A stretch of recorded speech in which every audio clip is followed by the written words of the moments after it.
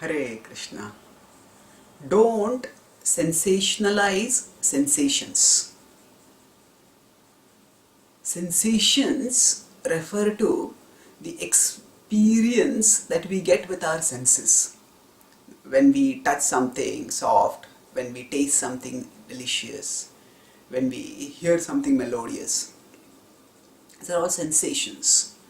And sensations are often the sources of sensory pleasures, of what is called in philosophical parlance as sense gratification. Now, the sensations are enormously sensationalized in contemporary culture. How the whole propaganda, because the culture is materialistic, the culture makes materialistic pleasures the purpose of life. And so people are talking about, oh, how say delicious something tastes, or how enjoyable sex pleasure is. Sex pleasure is basically a sensation, a contact of one body with another body.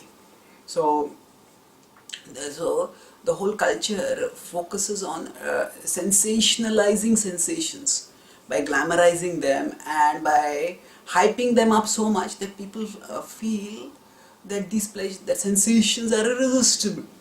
They have to experience those sensations, and only then their life will become enjoyable. And further, the culture uses technology to sensationalize the sensations all the more, because the technology, the TV, the movies, the internet, the advertisements on these various mediums, they show the most attractive sense objects. If models are shown, if some advertisements are shown, then they show the most attractive women, the most handsome men. And in this way, the idea becomes deep rooted in people's minds that, oh, if only I could get sensations in contact with these sense objects, that will make my life so enjoyable. And because I'm not getting them, my life is so miserable. But this sensationalization of sensations is misleading, because ultimately sensations they give only flickering pleasure. In the Bhagavad Gita, Krishna says that these are matra sparsha. In 2.24 he states, matra sparshastu kaunteya shitoshna sukha dukkhadaha agamapaino nityastam stitikshasva bharata. So he says, matra sparshastu kaunteya. Matra sparsha is contact of the senses with the sense objects. Sparsha is contact.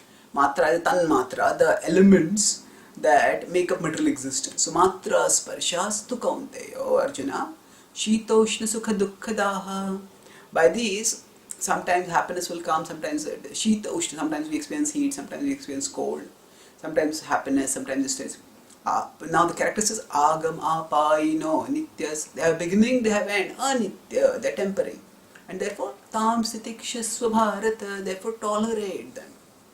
Now it's significant that in this verse Krishna says tolerate both happiness and distress.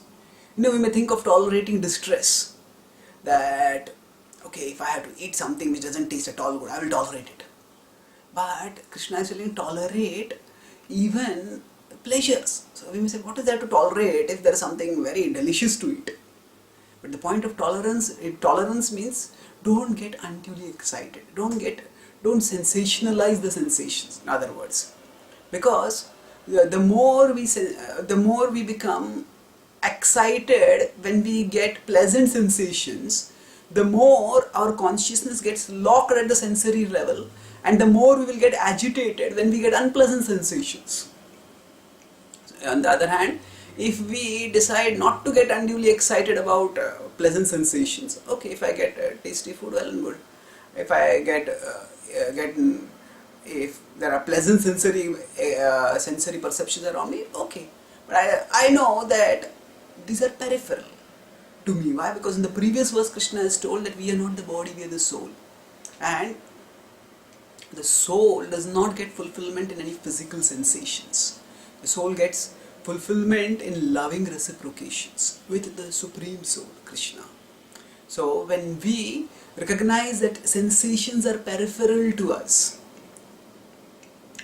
then we don't take them seriously. We don't take them seriously, and to the extent, and we don't take them seriously to that extent, we don't get excited about worldly material pleasures. To that extent, firstly, we will not get agitated, distressed by worldly material, by unpleasant sensations, by painful sensations. More importantly, our consciousness will become freed to focus on Krishna. And when we focus on Krishna, we experience the supreme fulfillment of loving reciprocations with Him, and that satisfies our heart far more fully than what even the most sensationalized sensations can ever satisfy. Thank you. Hare.